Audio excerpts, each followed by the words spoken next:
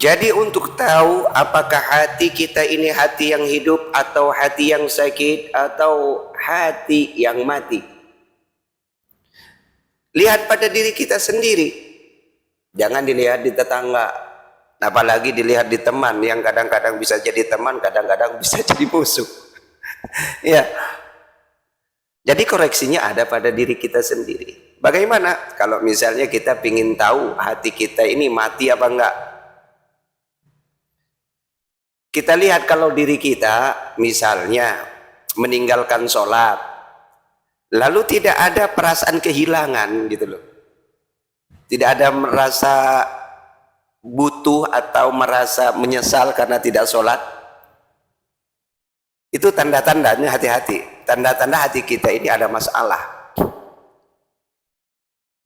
Dan ketika melakukan dosa misalnya, tidak ada penyesalan di dalam hati, malah enak dengan dosanya, merasa bangga dengan dosanya, merasa enjoy dengan maksiat.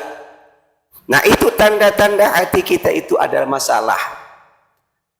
Sehingga kata Imam Syekh Ibnu Athaillah As-Sakandari di dalam Hikam yang ke-58 beliau berkata, min alamatil mautil qalbi adamul huzni ala ma fataka minal muwafiqati. Salah satu tanda-tanda, bagian dari tanda-tanda matinya hati seseorang, dia tidak merasa kehilangan ketika meninggalkan kewajiban-kewajibannya. Tidak sholat, tidak puasa, tidak zakat, dianggap biasa-biasa saja. Tidak ada penyesalan di dalam hatinya, tidak ada merasa kehilangan begitu. Ini hati-hati, dianggap biasa. Itu tanda-tanda hati kita itu mati. Hati kita jauh dari Allah. Dan sebaliknya, wa tarkun nadami ala ma fa'altahu min wujudi zallati.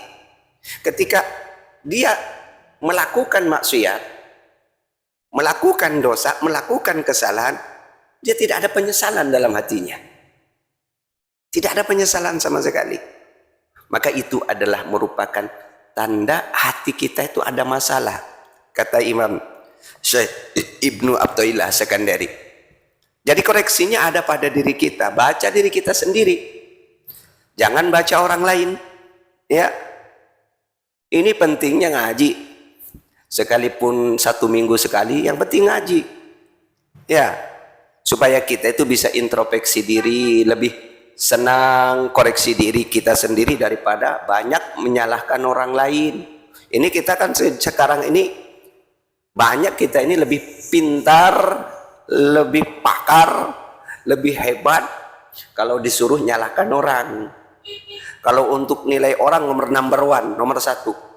Tapi giliran disuruh ngoreksi dirinya sendiri paling bodoh.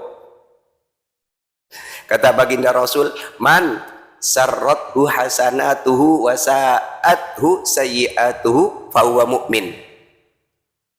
Barang siapa yang merasa senang dengan amal kebaikannya dan merasa sedih dengan maksiatnya, fahuwa mu'min, maka orang tersebut orang yang beriman, ada iman di dalam hatinya. Di dalam redaksi lain, idza sarratka hasanatuka wa sa'atka sayyi'atuka fa anta mu'min. Apabila perbuatanmu yang baik menyebabkan hatimu menjadi senang, wasaat sayyi'atuka fa anta mu'min. Itu dalam redaksi lain. Apabila perbuatanmu yang baik menyebabkan hatimu menjadi senang, menjadi gembira, menjadi bersukacita, wasaat sayyi'atuka, dan perbuatanmu yang buruk, kesalahan-kesalahan, dosa-dosa yang sudah kita kerjakan menyebabkan hati kita menjadi sedih, menjadi resah, sehingga ingin cepat-cepat untuk bertaubat, fa anta mu'min, maka itu adalah tanda-tanda di dalam dirimu masih ada iman. Jadi koreksi diri kita. Kalau misalnya meninggalkan sholat subuh udah dianggap biasa, tidak merasa berdosa lah, tidak merasa kehilangan. Meninggalkan sholat udah dianggap ya biasa-biasa saja. Itu awas, hati-hati. Hati kita itu adalah hati yang sakit. Perlu diperbaiki, perlu diperbarui iman kita.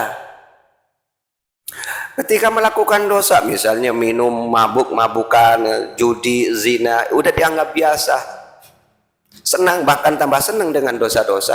Itu tanda-tanda hati kita itu di dalam keadaan mati, jauh dari Allah.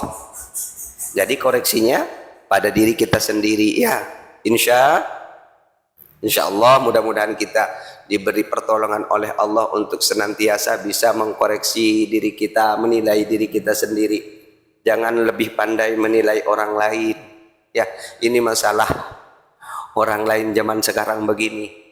Lebih pandai menilai orang daripada menilai dirinya sendiri.